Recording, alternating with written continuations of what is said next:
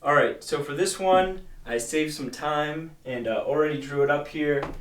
Keep in mind this is problem 1324, page 600, and this is problem B of this problem set. Alright, so I already put it up here. This is pretty much the what we're dealing with as far as the NMR goes. The formula is C9H10O. So first things first, I'm going to get them degrees on saturation. It's going to make this a lot easier. So actually I'll just do it in my head. 9 plus 9 equals 18, plus 2 equals 20, minus the 10 hydrogens, that equals 10, divided by 2 equals 5. So we're looking at 5 degrees of unsaturation.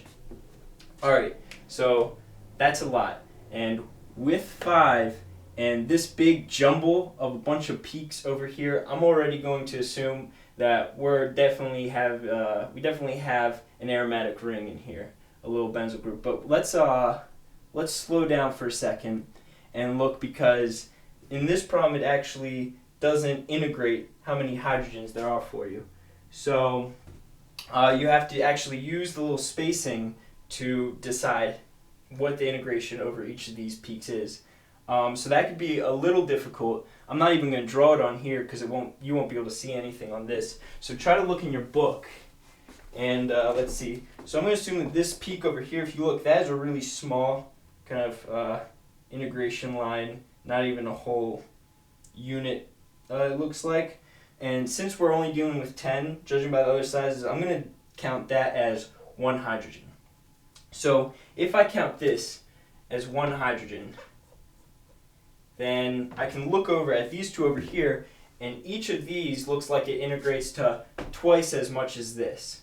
So I'm going to go ahead and write that in as each of these being 2 hydrogens. And then lastly, we have 5 hydrogens left, and if you look at the big jumble of peaks we have right here, it definitely looks like 5 seems like a reasonable amount to fit right over here, and it makes sense with everything else we're looking at. So I'm going to go ahead and we're going to assume that that is right for now, and go ahead and start solving this problem. So like I said, this guy jumps out at me right away. I'm going to go ahead and draw that right here. Now since it is 5 hydrogens, that would be 1, 2, 3, 4, 5. That leaves one place where it's substituted, where a hydrogen is missing. So this is a mono-substituted benzyl ring. So I'm going to just draw that right here. And then we don't know anything beyond that from this peak here. I'm going to jump over to these guys over here. So what we have is CH2 from the looks of it, and it is being split. You see 3 different peaks, so it must be being split by 2 other hydrogens. And if you look over here, we have similarly another, what looks to be a CH2 group, being split by 2 other hydrogens. I kind of bring these together. It's almost just screaming at me that it is 2 adjacent CH2 groups, and they're isolated, that they're not being split by other ones around them.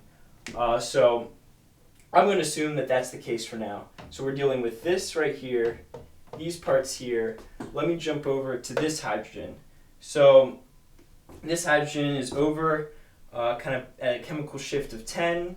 It's just a single hydrogen. And yeah, so like I said in the last video, usually up in this high of a chemical shift, we're dealing with either a carboxylic acid or an aldehyde. I'm going to go ahead and rule out a carboxylic acid because there's only 1 oxygen, so this pretty much doesn't make sense. It would make sense for an aldehyde to be here. That said, I think we can start putting this together if we reason through it properly. So like I said, these 2 things are isolated. So you can see kind of right away how this would connect to this benzyl ring right here. That way this CH2 group is only being split by this CH2 group. And then, how perfect, the aldehyde group fits right over here, And again, this CH2 group will only be split by this one because there's no hydrogens on what would be the adjacent carbon. So just to make some room, I'm going to bring this all together and erase this. We can go ahead and erase this, assuming you guys have it down. And let's build this molecule. So,